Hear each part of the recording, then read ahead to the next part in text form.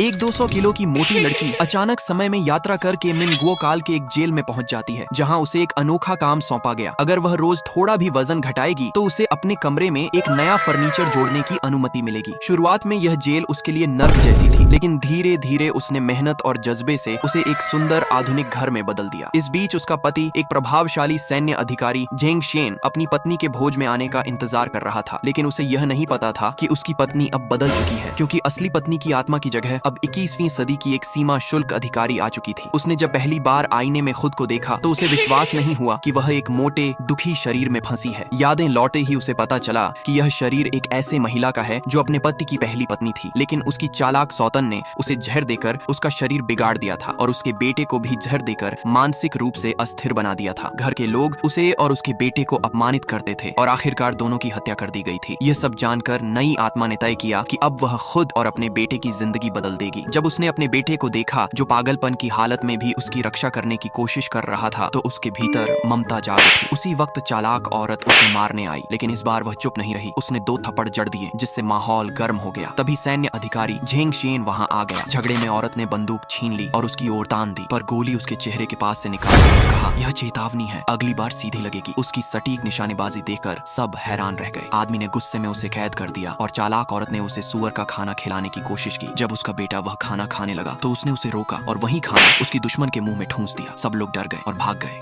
पर किसी को उसे खाना नहीं देने दिया गया। जब वह भूख से बेहाल होने लगी, तभी उसके सामने एक वजन घटाने वाला सिस्टम सक्रिय हो गया। सिस्टम ने बताया कि अगर वह वजन घटाएगी तो उसे अंक मिलेंगे और उन अंकों से वह चीजें खरीद सकती है, फर्नीचर, खाना, हथियार और दवा तक। वह दिन रात मेहनत करने लगी। हर पसीने की बूंद उसे शक्ति और साधन देती रही। कुछ ही दिनों में उसने उस अंधेरी कोठरी को एक आलीशान घर में बदल दिया। जब उसे पता चला कि 20 किलो वजन घटाने पर वह अपने बेटे की बीमारी का इलाज पा सकती है, तो उसने और भी तेजी से मेहनत की। महीनों की मेहनत ने उसे पूरी तरह बदल दिया। अब वह पतली, आत्मविश्वासी और ताकतवर थी और उसका बेटा फिर से बुद्धिमान हो गया था। उसी वक्त झेंग शेन की माँ का जन्मदिन आया। चालाक औरत ने सबके सामने कहा कि वह और उसका बेटा परिवार की शर्म है, लेकिन बूढ़ी माँ ने गुस्से में उसे चुप करा दिया और कहा, मेरी बहू जरूर आएगी। तभी सबके सामने दरवाजा खुला और वह औरत अंदर आई, पतली, चमकदार और अपने बेटे का हाथ थामे, जिसे सबने कभी ठुकरा दिया था। अब वही अपने साहस और मेहनत से सबको हैरान कर चुकी थी।